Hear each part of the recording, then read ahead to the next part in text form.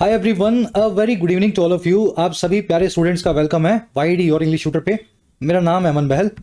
आप सभी से मेरा प्रॉमिस था सैटरडे की एक सरप्राइज क्लास का, तो आज क्लास का वक्त है।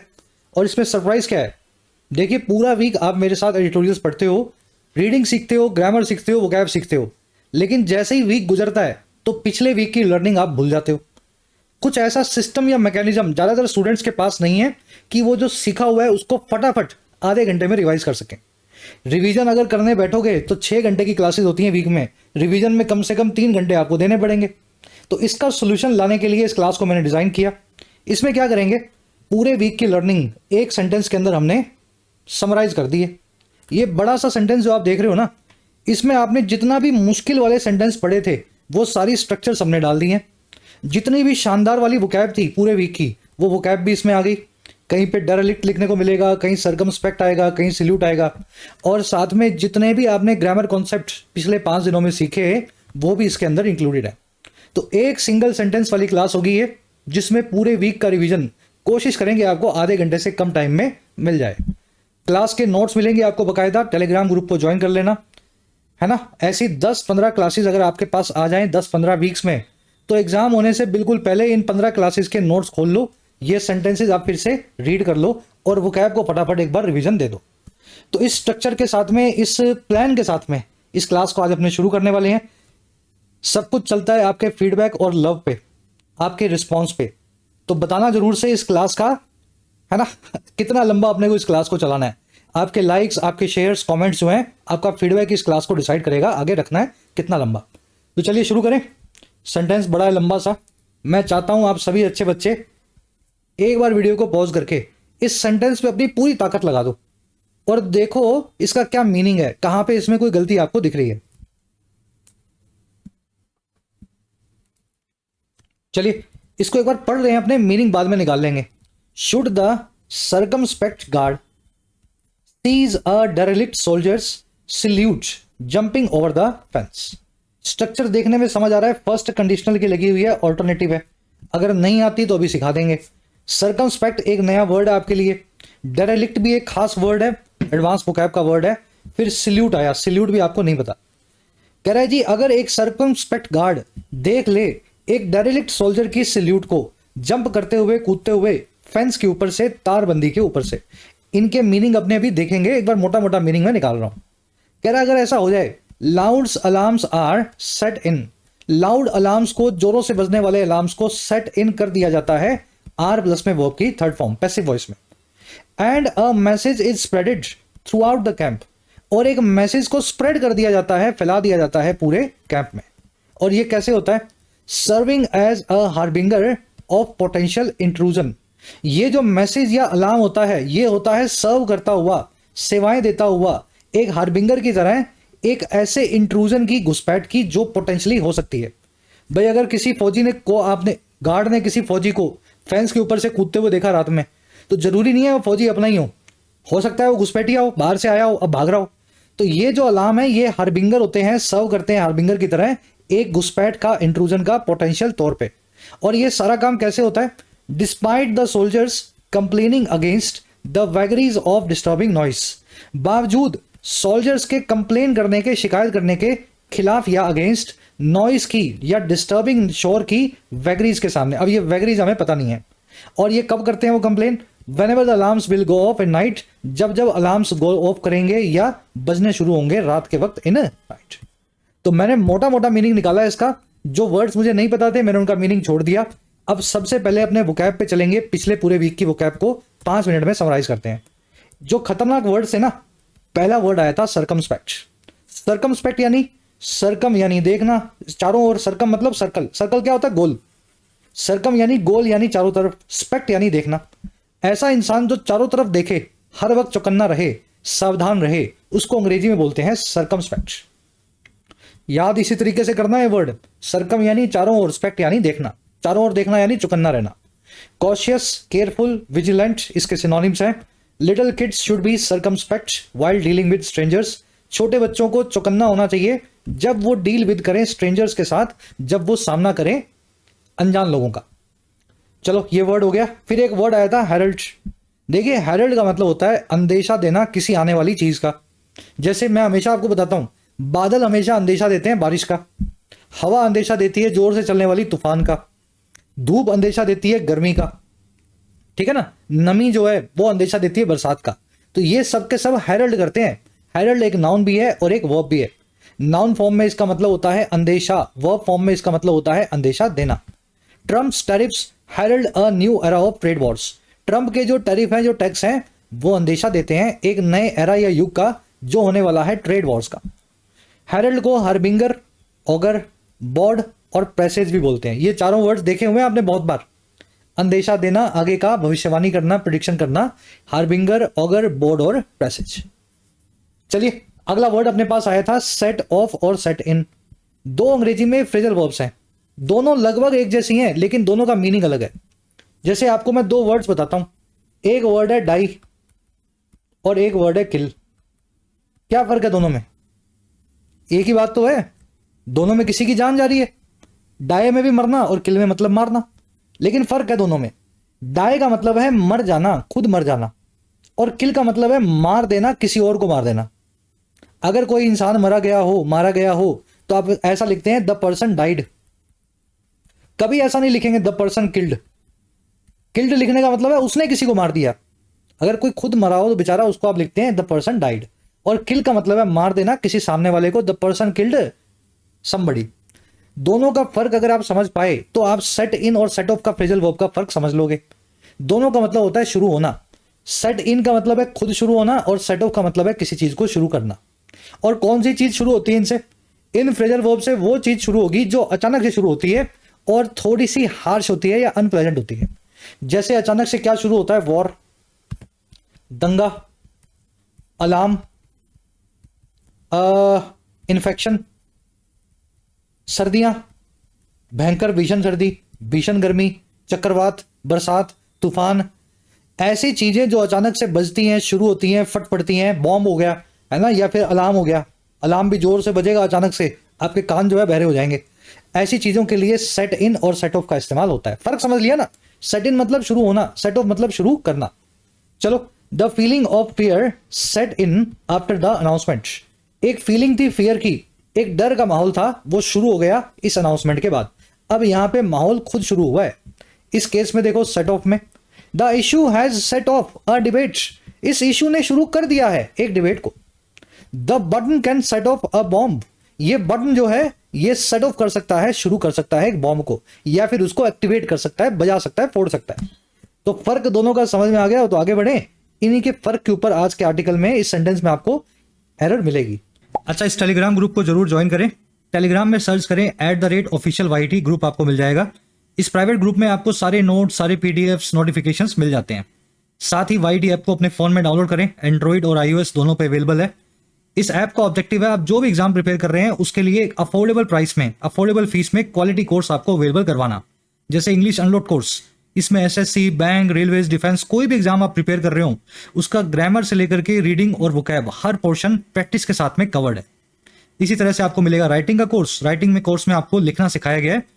40, 50, 60 घंटों में आप इंग्लिश में लिखना सीख सकते हैं इस कोर्स के जो है हेल्प से। दिवाली के मौके पे कोर्स अवेलेबल है डिस्काउंट पे, you can take benefit of this course. इसी के साथ आपको यूपीएससी का complete Hindi to English migration course मिल जाएगा 1225 के मामूली से प्राइस पे। कोर्स अभी अवेलेबल है ऑन दिवाली। इस कोर्स में सी सेट से लेकर के आंसर राइटिंग, प्रेसे राइटिंग, ऐसे राइटिंग, हर एस्पेक्ट इंग्लिश का, यूपीएससी और स्टेट सिविल सर्विसेज का इंग्लिश का हर एस्पेक्ट कवर्ड है। ऐप का बेनिफिट लेने के लिए कमेंट सेक्शन से इसको आप डाउनलोड करें। ये टीम का कॉन्टैक्ट नंबर है, इस पर व्हाट्सएप करके आप टीम से बात कर सकते हैं। चलो, 4 और है अपने पास। पहले ईडीएम से शुरू करता हूं, नन टू सून। देखिए, टू सून मतलब बहुत जल्दी, नन मतलब कुछ भी नहीं। कोई ऐसा काम हुआ है जो बिल्कुल भी बहुत जल्दी नहीं है, यानी बिल्कुल वक्त पे हुआ है। और वक्त पे हुआ है तो क्या बोले, वो एन मौके पे हुआ है, लास्ट मोमेंट पे हुआ है।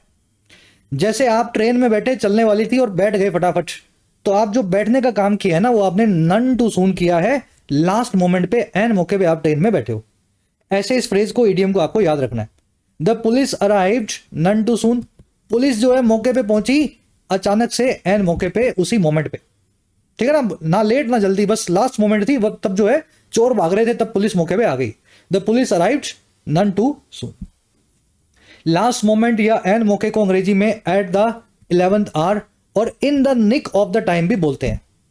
The police arrived at the 11th hour, the police arrived in the nick of time, ऐसा भी आप लिख सकते हो।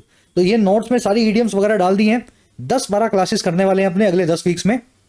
हमारा जो पेड कोर्स है उसके अंदर यही वाली क्लासेस होती हैं। मैं वहीं से इस कॉन्सेप्ट को यूट्यूब के ऊपर अप्लाई कर रहा हूँ। देखते हैं कितना फीडबैक, कितना प्यार मिलता है आपसे, और तभी उसी हिसाब से इन क्लासेस को अपने कंटिन्यू करेंगे। तो नोट्स जितने भी मिल जाएं संभाल के रखना, सब कुछ नोट्स के अंदर आ जाएगा। ठीक है, टेलीग्राम में नोट्स डाल दूंगा। चलिए एक और वर्ड है अपने पास, कंटोर। कंटोर का मतलब होता है रूपरेखा। मान लीजिए आप रात में निकले और दूर से दिख रहा है एक इंसान आ रहा है, आदमी है, औरत है, बच्चा है, बड़ा है, समझ नहीं आ रहा। 5.5 फुट का कोई इंसान आ रहा है, तो उस इंसान के आप कंटोर को देख पा रहे हो, उसकी शेप और फॉर्म दिख रही है, सिल्यूट उसकी परछाई या रूपरेखा दिख रही है, पहचान नहीं पाए आप उसको। तो कंटोर वर्ड का इस्तेमाल ऐसे किया जाता है किसी चीज की, ठीक है ना। सिल्यूट और कंटोर एक ही बात है। सिल्यूट वर्ड बोलना बड़ा मुश्किल है और उससे बड़ा मुश्किल है इसको लिखना। स्पेलिंग लिख करके देखो, स्पेलिंग एरर में मिलेगा क्वेश्चन आपको। सिल यानी SIL, HOU से यू और एट से ETTE, सिल्यूट। चलो, from a distance the mountains contour या silhouette look dark against the sky. दूर से देखने पे इस माउंटेन की, इस पहाड़ की जो सिल्यूट थी, कंटोर थी, जो रूपरेखा थी, वो बहुत काली काली दिखती थी, डार्क दिखती थी शाम के आसमान में, इवनिंग स्काई में। ठीक है, तो ये वर्ड सिल्यूट भी आपके इस सेंटेंस के अंदर आया हुआ है। फिर एक और वर्ड है वैगरी। देखिए, वैगरी का मतलब होता है अचानक से आने वाला बदलाव, सडन चेंजेस। जैसे किसी इंसान के मूड में आ जाए तो उसके मूड की वैगरीज है, वैगरीज ऑफ समवंस मूड। अगर मौसम में बदलाव आ जाए तो आप बोलेंगे वैगरीज ऑफ द वेदर।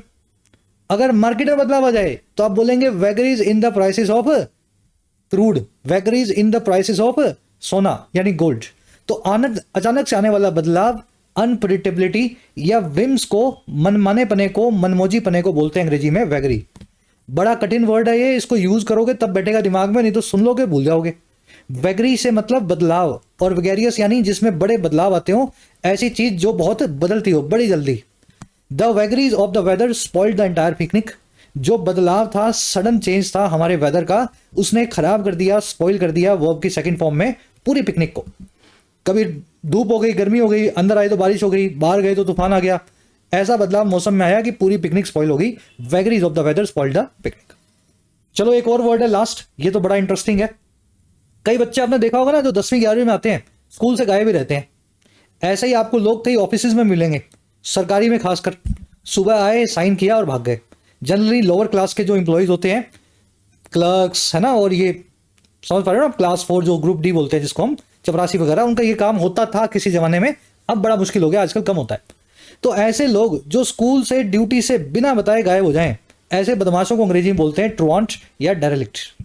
फर्क क्या है दोनों में? ट्रुआंट इस्तेमाल होता है बच्चों के लिए, स्कूल वाले, स्टूडेंट्स के लिए, कॉलेज वाले, और डेरेलिक्ट यूज होता है कोई भी इंसान हो, चाहे फिर वो स्टूडेंट हो, चाहे वो ड्यूटी करने वाला या फौज पे खड़ा, बॉर्डर पे खड़ा हुआ फौजी है।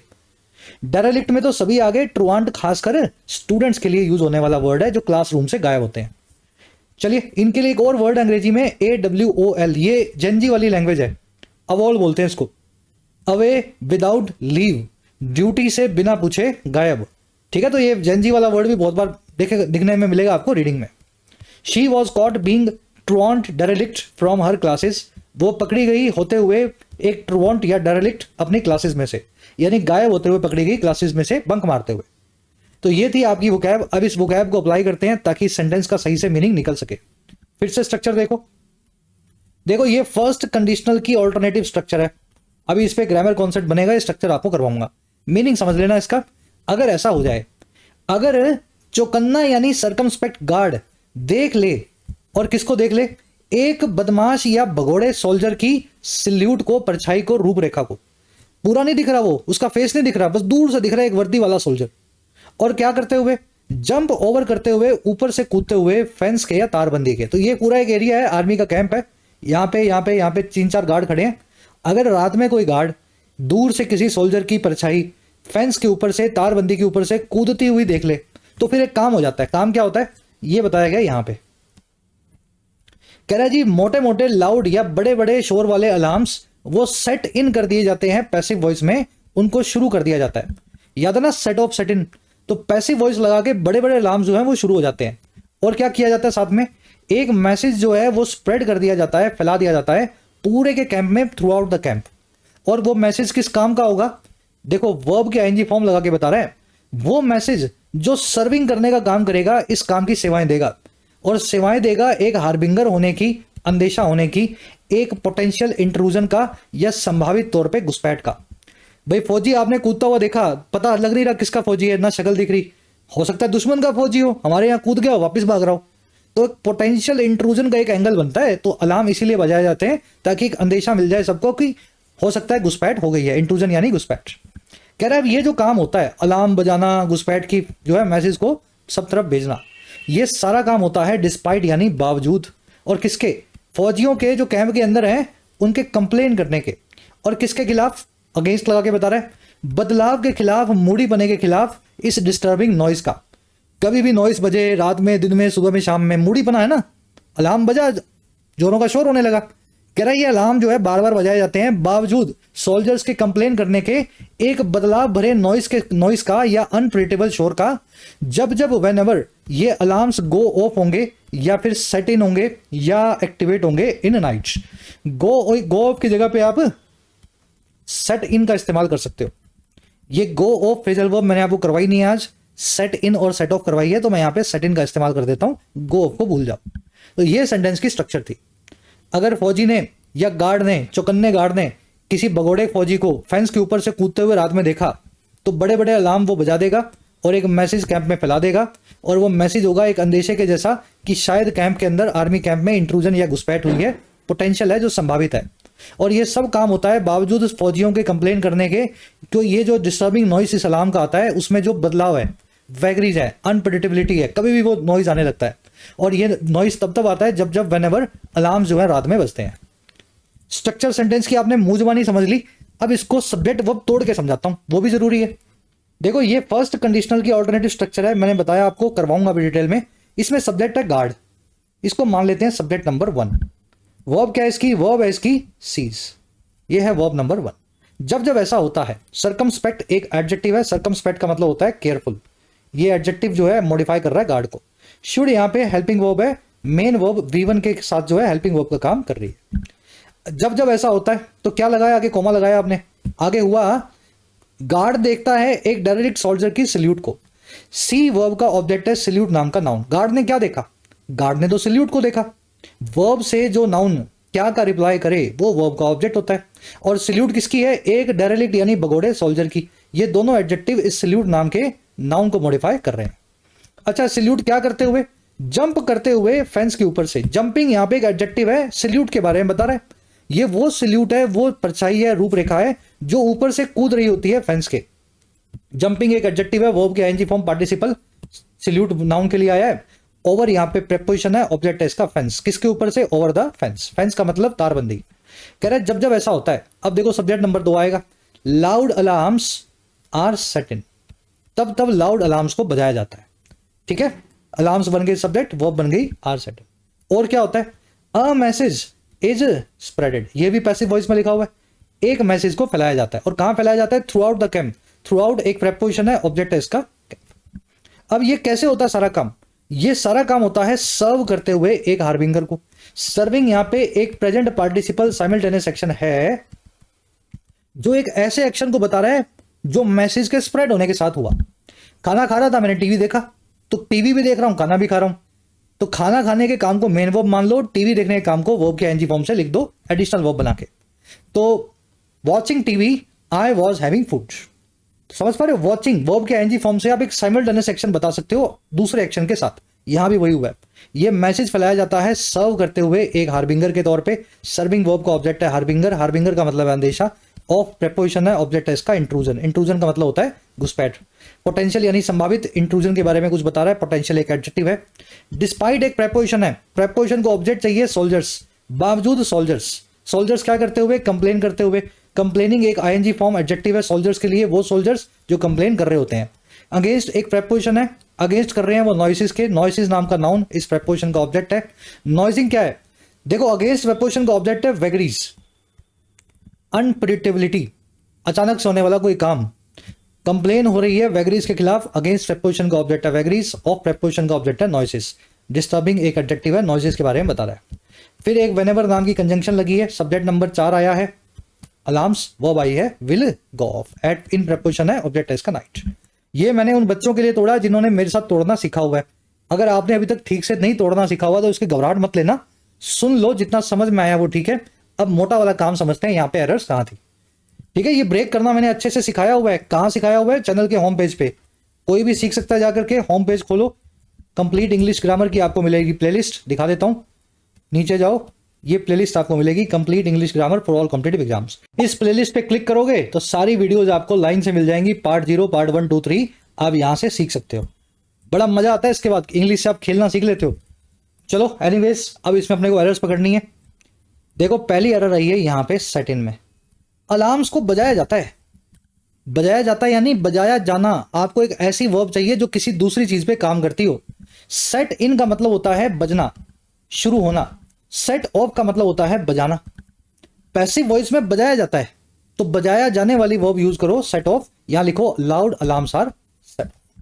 भाई सेट इन अगर खुद बजने की बात है तो फिर पैसिव बनाने की जरूरत ही नहीं है, आप सीधे लिख दो loud alarms set in, are को निकाल दो, पैसिव मत बनाओ। अगर पैसिव ना बनाओ तो सेट इन बिल्कुल ठीक है, जोर जोर के अलार्म जो है वो खुद बजने लगते हैं, लेकिन मैं कह रहा हूं उनको बजाया जाता है पैसिव वॉइस में, आर प्लस में वर्ब की थर्ड फॉर्म सेट लगा के। तो फिर सेट ऑफ लिखो, बजाने के लिए सेट ऑफ वर्ब का इस्तेमाल होता है। अच्छा, इसको पैसिव क्यों माने? मैं आर निकाल करके इसको एक्टिव मान लूं तो भी ठीक है। ठीक इसलिए नहीं है क्योंकि एंड से दो काम हो रहे हैं और दोनों पैसिव में हो जाएं तो अच्छी बात होगी।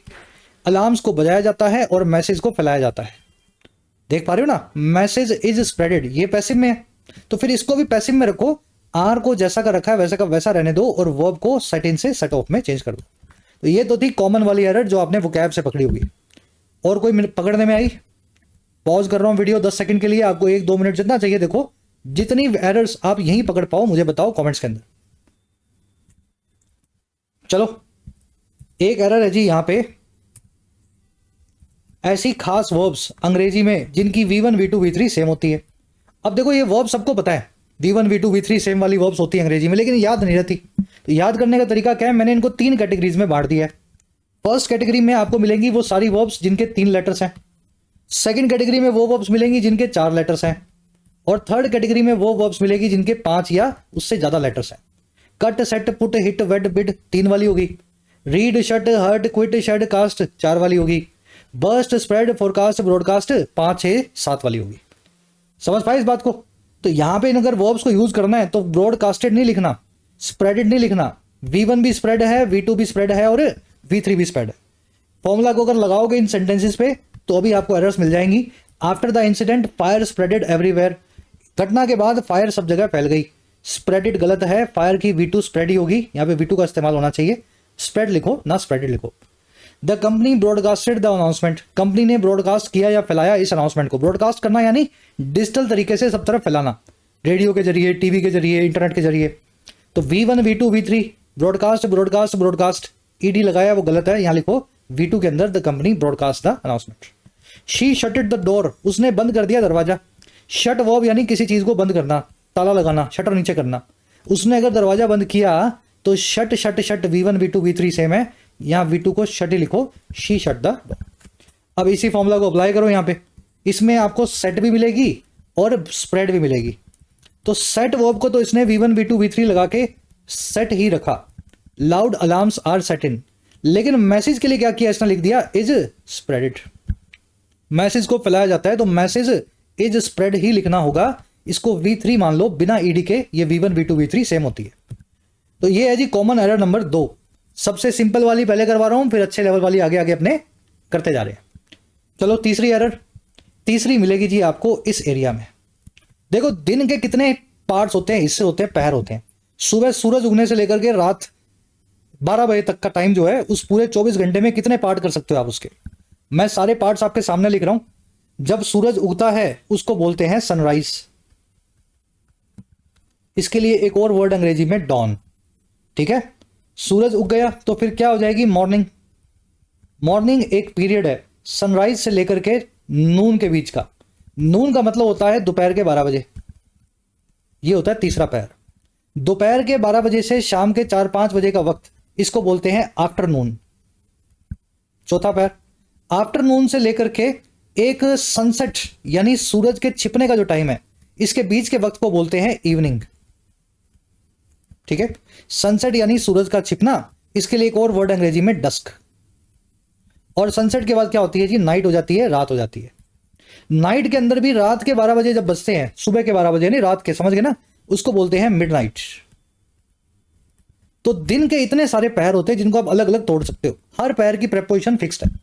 प्रिपोजिशन आपको समझनी है, याद करनी है। और कैसे करोगे, देखो जो जो पहर ऐसा है जो फिक्स्ड टाइम पे होता है, एकदम घड़ी जब कांटे पे पहुंची वहीं पे वो पहर शुरू हुआ, तो वो पहर के आगे लगेगा एट। जैसे नून दोपहर को 12 बजे होती है फिक्स, दोपहर के 12 बज के जब 0 सेकंड होते हैं ना दोपहर के, तब नून होती है, तो नून के पहले क्या लगाओगे, एट लगाओगे। अच्छा, मिडनाइट रात के 12 बजे होती है, तो इससे पहले क्या लगाओगे, एट लगाओगे। सनराइज या डॉन, जिस मोमेंट पे सन ऊपर आया 5:15, आप देखना अखबार में या नेट पे, हर दिन का सनराइज का टाइम आपको दिया होता है, तो वो मोमेंट ही सनराइज है जब सन आपको दिखा, तो वो एक पॉइंटेड टाइम है, तो उसके आगे आप लगाओगे एट। ऐसे ही सनसेट के आगे भी लगाओगे एट। अब जो बाकी बच गए ये सारे पीरियड्स हैं। जैसे मॉर्निंग एक पीरियड है, तो मॉर्निंग के आगे लगता है इन प्लस में द, इन द मॉर्निंग। ठीक है, इवनिंग एक पीरियड है, तो इसके आगे लगता है इन द इवनिंग। अच्छा, आफ्टरनून एक पीरियड है, तो इसके आगे लगता है इन द आफ्टरनून। लेकिन नाइट एक एक्सेप्शन है अंग्रेजी में, नाइट वैसे तो एक पीरियड है, लेकिन अंग्रेज इसके आगे लगाते हैं एट। ये पूरी कहानी मैंने इसीलिए की ताकि एक्सेप्शन आप ये पकड़ पाओ, बाकी तो याद रह जाता है। मिडनाइट रात को 12 बजे, नून दोपहर को 12 बजे, मॉर्निंग है ना, evening, sunrise, sunset, dawn, dusk. Night में बहुत लोग कंफ्यूज होते हैं, नाइट एक एक्सेप्शन है। नाइट वैसे तो एक पीरियड है, लेकिन अंग्रेज उसके आगे एट का इस्तेमाल करते हैं। और अगर इन भी लगता तो इन द लगता है, इन द जो है ना ऐसे चलता है, in the morning, in the evening, in the afternoon. तो नाइट से पहले जो आपने इन लगाया ना भाई साहब, ये गलत है, नाइट के पहले लिखो एट नाइट। तो ये कॉन्सेप्ट मैं अलग से लिख के नहीं लाया हूं, बता दिया आपको, नोट कर लो, नोट्स बना लो अपने। बाकी इस क्लास के नोट्स आपको टेलीग्राम में मिल जाएंगे, बाकी कॉन्सेप्ट मैंने इसमें लिख दिए हैं। चलो अब क्या बचा, 3 एरर्स हो गई। पहली थी सेट ऑफ करना, दूसरी थी स्प्रेडेड की जगह स्प्रेड लिखना, और तीसरी थी एट नाइट का इस्तेमाल करना, नाइट से पहले एट लगाना। चौथी कहां है, चलो चौथी है फर्स्ट कंडीशनल की ऑल्टरनेटिव स्ट्रक्चर में, जो 4-5 बार मैं बोल चुका हूं। देखो फर्स्ट कंडीशनल क्या होता है, अगर ऐसा हो जाए तो ऐसा हो जाएगा, अगर तुम वक्त पे आ जाओ तो हम घूमने चलेंगे, एक कंडीशन बताता है। और फर्स्ट कंडीशनल एक ऐसी कंडीशन बताएगा जिसके होने के चांसेस बहुत हैं। अगर तुम वक्त में सच में आ गए तो मैं चलूंगा तुम्हारे साथ घूमने, समझ गए ना। फर्स्ट कंडीशनल को लिखा जाता है इफ के साथ में, वो कंडीशन बताते हुए प्रेजेंट टेंस में, इंडेफिनिट टेंस में, और उसका जो रिजल्ट होता है वो बताया जाता है will, could, may, might, should, कोई भी मॉडल वर्ब के साथ। जैसे अगर हमें लोग सपोर्ट करें तो हम ये मैच या विन कर जाएंगे इलेक्शन को, लोगों का सपोर्ट आया तो हम इलेक्शन जीत जाएंगे। If people support us we will win the election. If के साथ में आपने पीपल सपोर्ट लिखा, वर्ब की first form present definite tense का इस्तेमाल किया, कंडीशन को बताया जैसे यहां बताया था, और जो इसका रिजल्ट होगा लोगों के सपोर्ट का होगा, हम इलेक्शन जीत जाएंगे। आपने मॉडल वर्ब विल का इस्तेमाल किया और उसको रिजल्ट को बताया। विल की जगह पे यहां कैन भी आ सकता था, मे भी आ सकता था, माइट भी आ सकता था, शैल भी आ सकता था, शुड भी आ सकता था। कोई भी मॉडल लगा सकते हो जिसका मीनिंग निकल रहा हो जो आपको चाहिए हो। हम इलेक्शन जीत सकते हैं तो we may win the election, हम में इलेक्शन जीतने का क्षमता है तो we can win the election, हम जीत जाएंगे तो we will win the election, हमें जीतना चाहिए तो we should win the election. जो मीनिंग चाहिए हो मॉडल वर्ब रिजल्ट में लगाई जा सकती है। आपको सीखना यह है कि ये जो फर्स्ट कंडीशनल है ना, इसकी एक ऑल्टरनेटिव या वैकल्पिक फॉर्म है, इसका एक जुड़वा भाई है। वो जुड़वा भाई जो मीनिंग तो यही देगा लेकिन उसमें इफ का इस्तेमाल नहीं हुआ होगा। वो बनेगा कैसे, आप चुपचाप इफ को निकाल दो और इफ की जगह पे शुड को रख दो, बाकी सेंटेंस वैसा ही रहने दो। तो इफ पीपल सपोर्ट अस की जगह लिखो should people support us we will win this election. इतना मामला क्लियर है। अब इसका एडवांस वर्जन समझो, करवाया था लास्ट वीक आपको। अगर सेंटेंस ऐसा हो if the need arises I will be there to help, अगर नीड अराइज हुई, अगर जरूरत आन पड़ी, अराइज होना यानी आन पड़ना, किसी चीज का पैदा हो जाना, अगर जरूरत पैदा हुई तो मैं वहां होऊंगा, आई विल बी देयर, मदद करने के लिए। यह भी फर्स्ट कंडीशनल है लेकिन इसका ऑल्टरनेटिव बनाते हुए आप शुड का इस्तेमाल करेंगे तो गलत हो जाएगा। क्यों, शुड को जब भी लगाओगे तो याद रखना वर्ब को बेस फॉर्म में आपको चेंज करना है। मॉडल वर्ब हमेशा अपने बाद वर्ब की बेस फॉर्म लेती है और वर्ब की बेस फॉर्म होती है वर्ब की फर्स्ट फॉर्म जिसके पीछे एस या ईएस ना लगाओ। पहले वाले केस में तो एस ईएस था ही नहीं वर्ब में, लेकिन दूसरे केस में एस लगा हुआ है। अब आपने शुड का इस्तेमाल किया ऑल्टरनेटिव फॉर्म बनाते हुए, तो याद रखें अराइजेस को अराइज में आपको चेंज करना पड़ेगा। क्लियर है मामला? ये फर्स्ट कंडीशनल के साथ ध्यान रखने वाली बात होती है जब उसकी ऑल्टरनेटिव फॉर्म आप बना रहे हो। अब ये ध्यान जो है इस सेंटेंस में किसी ने रखा नहीं। आपने क्या लिख दिया? Should the circumspect guard seize a derelict soldiers salute. समझ पा रहे हो? इफ द गार्ड सीज वो तो ठीक होता, लेकिन शुड लगाया, इफ को निकाला, तो इसको बेस फॉर्म में बदलोगे कि नहीं? एस को निकालो। ये है एरर नंबर 3। चलो 4 नंबर एरर कहां है भाई? आपसे बार बार इसलिए पूछता हूं, दिमाग चलाओ अपना, है ना। 4 नंबर एरर है जी इस कॉन्सेप्ट में जो आपको अलग से मुझे दिखाना होगा। ये अंग्रेजी में कुछ वर्ब्स हैं, इनको बोलते हैं वर्ब्स ऑफ परसेप्शन। परसेप्शन का मतलब होता है एहसास। सी मतलब देखना, लिसन मतलब सुनना, हियर मतलब सुनना, फील मतलब महसूस करना, नोटिस ऑब्जर्व भी वही है। इन वर्ब्स के साथ खासियत ये है, जिस भी चीज का आप एहसास ले रहे हो, मान लीजिए आपको एहसास हुआ कि मैं गाना गा रहा हूं, आपने मेरा गाना सुना, तो मेरे गाने को सुनने का जो काम है ना, ये काम आप वर्ब की बेस फॉर्म और वर्ब की आईएनजी फॉर्म दोनों में कर सकते हो। यू हर्ड, हियर की सेकंड फॉर्म है हर्ड, मी सिंग। आपने यानी यू सब्जेक्ट क्या किया? सुना, हर्ड किया, वो हियर की सेकंड फॉर्म है हर्ड। किसको सुना? मुझे सुना। और क्या करते हुए? सिंग करते हुए। ये इन वर्ब्स की स्ट्रक्चर होती है। फर्क क्या है? सिंग की जगह पे यहां पे सिंगिंग भी लग सकता था। ये वर्ब्स चाहे तो बेस फॉर्म और चाहे वर्ब के आईएनजी फॉर्म दोनों में से कुछ भी ले सकते हैं। फर्क क्या है इन दोनों में? बेस फॉर्म लगाया, सिंग लिखा, तो इसका मतलब है आपने मेरा पूरा गाना सुना। अगर आपने आईएनजी फॉर्म लगाई तो इसका मतलब यह है कि मैं गाना पहले से गा रहा था, जब आप यहां से गुजर रहे थे आपने थोड़ा गाना सुना और फिर आप आगे बढ़ गए। आईएनजी फॉर्म से वर्ब्स ऑफ परसेप्शन के साथ में लगा करके आप इनकम्प्लीट एक्शन बताते हो और बेस फॉर्म से आप पूरा एक्शन बता सकते हो। अब इसमें क्वेश्चन देखो कैसे बनते हैं। कुछ ऐसे काम अंग्रेजी में जिनको आप कभी भी इनकम्प्लीट तरीके से ऑब्जर्व नहीं कर सकते, जैसे किसी इंसान का बेड से गिरना। बेड कितना ऊंचा होता है? 2 फीट, 3 फीट, 4 फीट। 4 फीट से कोई लुढ़के और नीचे गिरे तो मेरे ख्याल से आधा सेकंड भी नहीं लगता, या लगता है? अगर कोई काम आधे सेकंड का, 1 सेकंड का है, उस काम को आप आईएनजी फॉर्म में कैसे लिख दोगे? अगर आप ऐसा लिखोगे ना, आई सॉ हर फॉल या falling from the bed, falling लिखोगे तो इसका मतलब ये होगा वो जब आधा सेकंड में बेड से गिरी, उस आधे के आधे सेकंड में मैंने उसको देखा और फिर उधर मुंह मोड़ लिया। ऐसा पॉसिबल है भाई? टेक्निकली तो पॉसिबल है, लेकिन लॉजिकली नहीं है। किसी का गिलास का टूटना, इंसान का गिरना, किसी का जंप करना, ये सारे ऐसे काम हैं जो झटके से होते हैं और इनको आईएनजी फॉर्म में लिखना बेतुका है। तो यहां पे यही क्वेश्चन बनते हैं। तो I saw her fall from the bed अगर लिखोगे तभी सेंटेंस सही होगा। फॉलिंग से यहां पे मीनिंग जो है प्रैक्टिकली सही नहीं बैठेगा। Did you here the bomb explode? क्या आपने बॉम्ब को एक्सप्लोड होते हुए सुना? अब बम फटेगा तो उसमें बहुत टाइम नहीं लगता कि आपने बम फटा और 15 मिनट फटा और आपने 10 मिनट सुना और 5 मिनट छोड़ दिया। ऐसा नहीं होगा, झटके से फटता है। सुना तो सुना, नहीं सुना तो नहीं सुना। तो बॉम्ब का फटना एक्सप्लोडिंग से ना लिख करके आप एक्सप्लोड से बताएंगे, did you here the bomb explode. तो ये क्वेश्चन मैंने आपसे जब ये कॉन्सेप्ट करवाया था लास्ट वीक में पूछे भी थे ना कमेंट्स में। अगर ऐसा है तो मुझे बताओ, ये जो सोल्जर या गार्ड किसी सोल्जर की परछाई को जंप करते हुए देखेगा फेंस के ऊपर से, तो ये जंपिंग का काम क्या लंबा हो सकता है? देखो ये एक फेंस है, मान लीजिए 15 फीट की है। 15 फीट काफी होता है, 15 मीटर की है मान लीजिए। फेंस के ऊपर से कूदने में टाइम नहीं लगता, ऊपर चढ़ने में टाइम लगेगा, लेकिन जब कूदोगे वो मोमेंट तो आधे सेकंड की भी नहीं होगी। अगर देख लिया तो देख लिया, नहीं देखा तो नहीं देखा। ऐसा नहीं है आधा जब कूद चुका था तब मैंने देखा। बड़ा मुश्किल है अगर ऐसा हो जाए तो। लॉजिकली आपको यहां जंपिंग जो है लिखना बनता नहीं है। आप लिखेंगे if the guard seize a salute jump over the fence. कहानी थोड़ी लंबी हो गई लेकिन जरूरी थी, इसीलिए जरूरी थी ताकि लॉजिकली सीख पाओ। नहीं तो किताबों में लिखा होता है फॉलिंग मत लगाएं, एक्सप्लोडिंग मत लगाएं। क्यों ना लगाएं? मजा तो उसी का है ना, आप किसी दूसरे को सिखा सको कि क्यों ना लगेगा, इसलिए नहीं लगेगा। कहानी आपको पता होगी। तो ये थी जी एरर नंबर 4। ठीक है, एरर नंबर 1 यहां थी, एरर नंबर 2 यहां थी, एरर नंबर 3 यहां थी, एरर नंबर 4 यहां थी, और एरर नंबर 5 जो है जंपिंग का आईएनजी हटाया यहां थी। 1-2 एरर्स हो रहे हैं, पकड़ के बताओ, मिल रही है तो कहीं। चलो 5वीं एरर है, बड़ी आसान है। कंप्लेन वर्ब के बाद में देखो, कंप्लेन का मतलब होता है शिकायत करना, ठीक है। कंप्लेन वर्ब का मतलब होता है शिकायत करना। शिकायत जब किसी चीज की करते हो, ऑफ, अबाउट या अगेंस्ट लगा के बता सकते हो। अगेंस्ट का मतलब है किसी इंसान के खिलाफ शिकायत करना। ऑफ का मतलब है किसी कंडीशन के खिलाफ शिकायत करना। सर दर्द हो रहा है, उसकी सर दर्द की शिकायत कर रहे हो।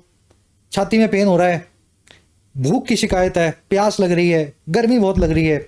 जब कोई ऐसी अवस्था हो, समझ गए ना, जिसकी आपको पेन जिससे आप फील कर रहे हो, उनकी अवस्थाओं, ऐसी कंडीशंस के लिए आप जो है फिजिकल वाली जो होती है खासकर, उनके लिए आप कंप्लेन ऑफ का इस्तेमाल करते हो। अबाउट कब लगता है?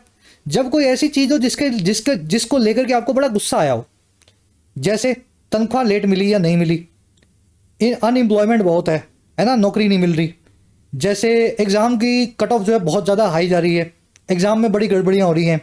ये जो ऐसी चीज़ें हैं जिनमें पेन इन्वॉल्व नहीं है, फिजिकल कुछ भी नहीं है, बस कोई गुस्सा है, रोष है आपके मन में, ऐसी चीज़ों के खिलाफ आप कंप्लेंट अबाउट लगा करके बताते हो। ऑफ मतलब कोई फिजिकल पेन वाली चीज़, अगेंस्ट मतलब किसी के खिलाफ, अबाउट मतलब ऐसी चीज़, ऐसी घटना जिसके ऊपर आपको बड़ा गुस्सा है।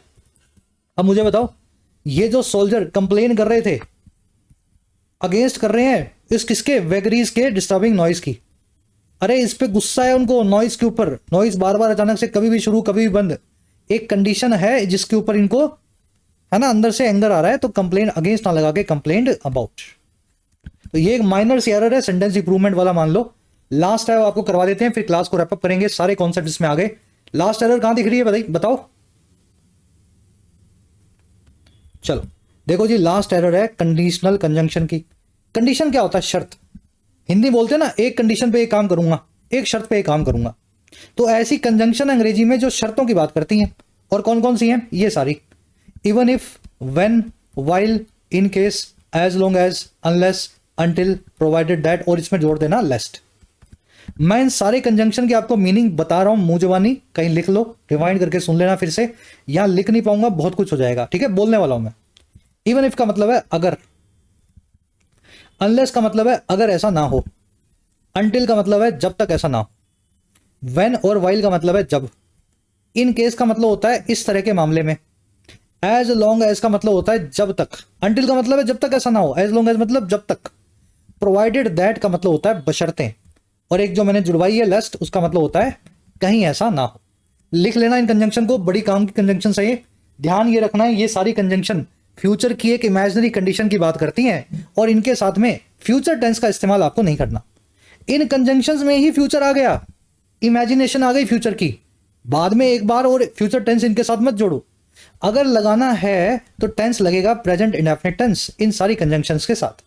जैसे ये फर्स्ट कंडीशनल में इफ अगर का काम कर रहा होता है, हम इसके साथ प्रेजेंट इंडेफिनिट टेंस लगाते हैं। जैसे इस केस में देखो, when I will B 30 most of my friends will be above 35। जब मैं 30 का हो जाऊंगा, हुआ नहीं हूं मैं, शर्त बता रहा हूं एक, जिस दिन मैं 30 का हो जाऊंगा, जब मैं हो जाऊंगा, ज्यादातर मेरे दोस्त 35 से ज्यादा के होंगे। व्हेन के बिल्कुल बाद वाले क्लोज के अंदर एक फ्यूचर की कंडीशन आपने फ्यूचर टेंस में लिख दी है, ऑलरेडी व्हेन के अंदर शर्त आ चुकी है फ्यूचर की, अब फ्यूचर टेंस फिर से मत लगाओ। क्या लिखो? व्हेन, अब देखो विल बी को हटाऊंगा तो आई के साथ लगेगा एम, प्रेजेंट इंडेफिनिट लगाना है तो इज एम आर होता है प्रेजेंट इंडेफिनिट में। तो when I am 30 most of my friends will be 35। ये प्रीवियस ईयर पेपर का क्वेश्चन है एसएससी मेंस का। You can stay here as long as you follow the rules. आप यहां रह सकते हैं जब तक आप रूल्स को फॉलो करें। एज लॉन्ग एज मतलब जब तक ऐसा हो, जब तक आप रूल्स को फॉलो करें आप यहां पे रह सकते हैं।